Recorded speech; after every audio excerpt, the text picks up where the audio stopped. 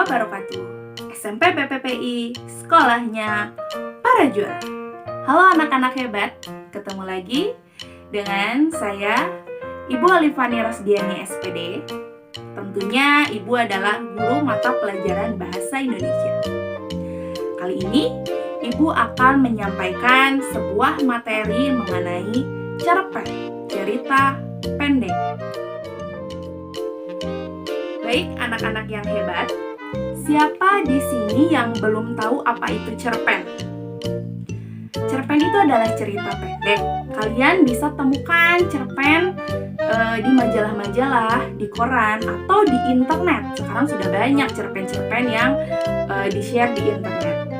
Nah, Ibu akan membahas pengertiannya.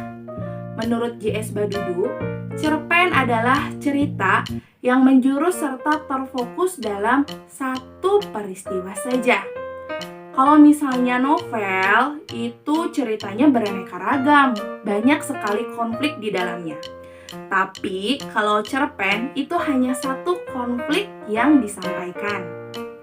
Kemudian menurut H.B. Jasin, cerpen adalah sebuah cerita singkat yang harus memiliki bagian terpenting, yaitu perkenalan, pertikaian, dan penyelesaian. Kenapa?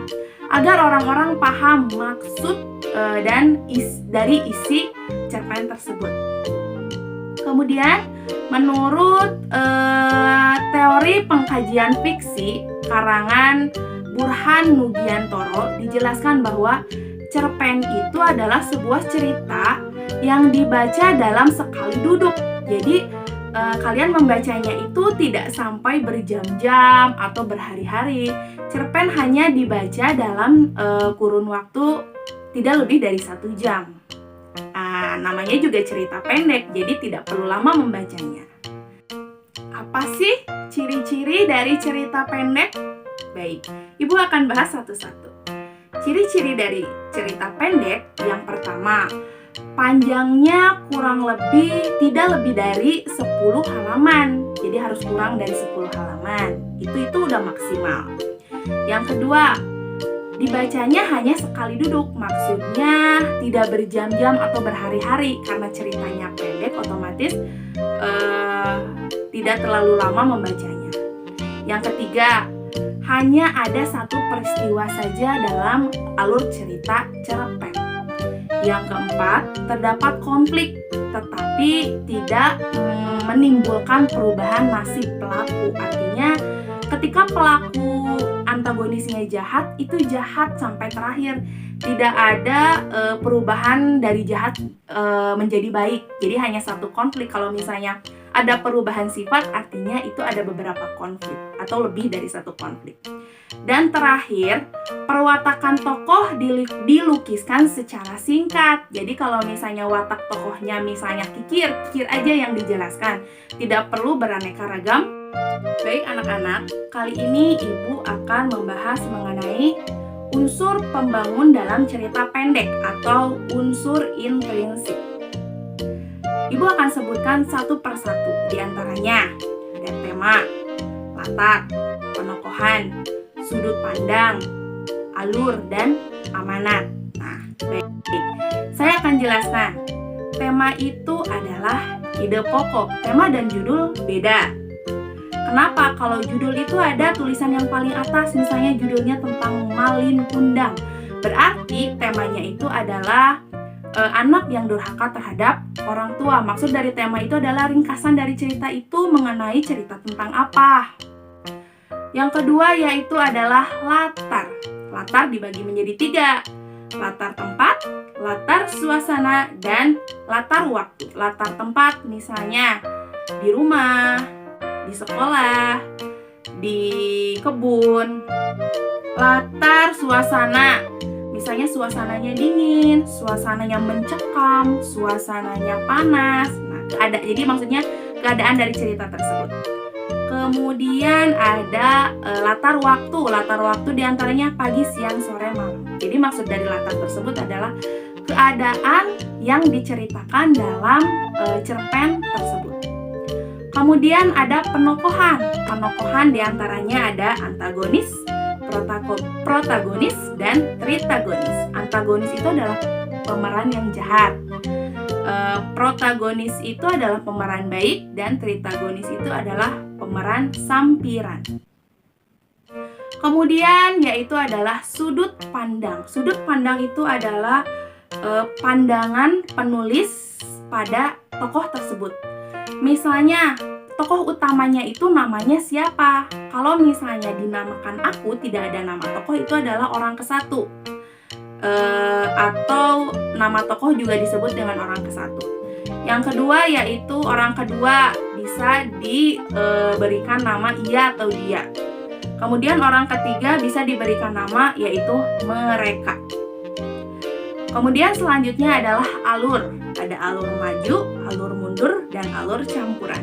Kalau alur maju menceritakan dari awal sampai akhir, tamat. Kalau alur mundur yaitu menceritakan masa lalu. Kalau misalnya alur campuran menceritakan dari awal, di tengah-tengahnya menceritakan masa lalu, dan berlanjut lagi ceritanya kemudian sampai tamat. Terakhir adalah amanat. Amanat itu adalah pesan yang disampaikan dalam cerita tersebut. Misalnya dalam cerita Malin Kundang, apa sih amanat yang disampaikan?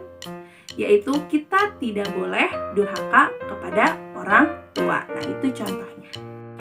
Materi selanjutnya mengenai struktur teks cerita pendek. Struktur teks cerita pendek diantaranya ada orientasi, komplikasi, dan resolusi. Kalau orientasi itu perkenalan, misalnya contohnya gini.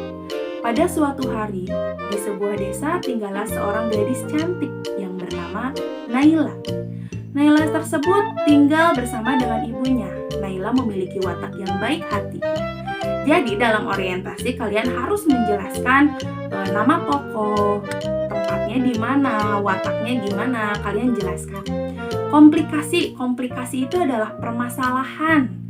Jadi di situ mulai munculnya konflik. Misalnya Naila bersih tegang dengan ibunya karena ibunya adalah ibu yang jahat, ingin memanfaatkan Naila. Nah, itu contohnya gitu ya. Konfliknya harus muncul. Terakhir adalah resolusi. Resolusi itu adalah penyelesaian. Akhirnya misalnya ibunya meminta maaf kepada Naila atau ibunya merasa bersalah. Nah, itu di akhir cerita harus ada penyelesaian. Materi selanjutnya mengenai bagaimana langkah-langkah menyusun cerita pendek. Yang pertama, tentukan tema. Misalnya temanya itu tentang keberagaman budaya, misalnya gitu, atau tentang pendidikan, boleh. Kalian tentukan dulu temanya.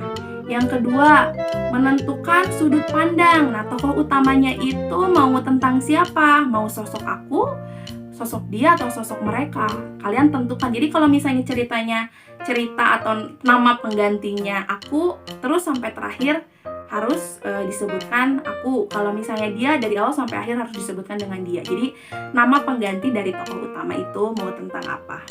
Kemudian selanjutnya yaitu menentukan perwatakan. Nah, tokoh utamanya wataknya mau kayak gimana, baik hati dan sabar, atau misalnya antagonisnya mau yang kayak gimana, misalnya jahat atau sombong gitu. Kalian tentukan dulu wataknya. Yang keempat yaitu adalah menentukan latar tempat, latar suasana, latar waktu, maunya kapan, tentukan dulu. Kemudian menyajikan peristiwa atau alur ceritanya mau kayak gimana. Alur ceritanya misalnya tentang ibu yang jahat, yang memanfaatkan anaknya untuk bekerja, misalnya kayak gitu. Kalian tentukan dulu. Baik anak-anak, cukup sekian materi yang dapat Ibu sampaikan. Walaupun dalam keadaan pandemi, kalian harus semangat dalam belajar. Jangan lupa patuhi protokol kesehatan supaya kita semua dapat berkumpul lagi di sekolah. Wassalamualaikum warahmatullahi wabarakatuh. SMP BPPI, sekolahnya para juara.